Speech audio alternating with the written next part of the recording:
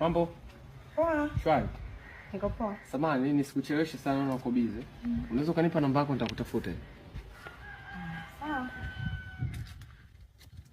Una mpenzi? Hapana, sina kwa kweli. Okay. Ushaikuwa na mpenzi hapa katikati hapa karibuni?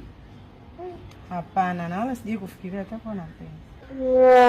Na nyuma hapa ushaikuwa na mpenzi lakini? Hapana. Yaani hujaikuwa na mpenzi kabisa? Kabisa, mimi toka nzaleo sijui kuwa na mpenzi. Acha usiandike kwanza namba. Usiandike kwanza namba. Hamna shida, acha tuachane leo. Ushaandika, ngoja nifute.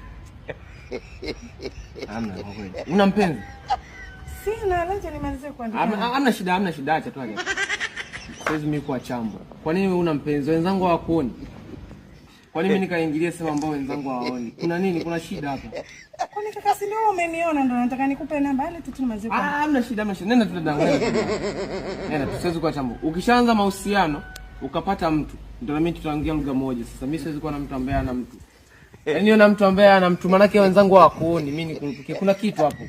Kuna shida. Kwa nini wenzangu hawakuoni? Kuna shida.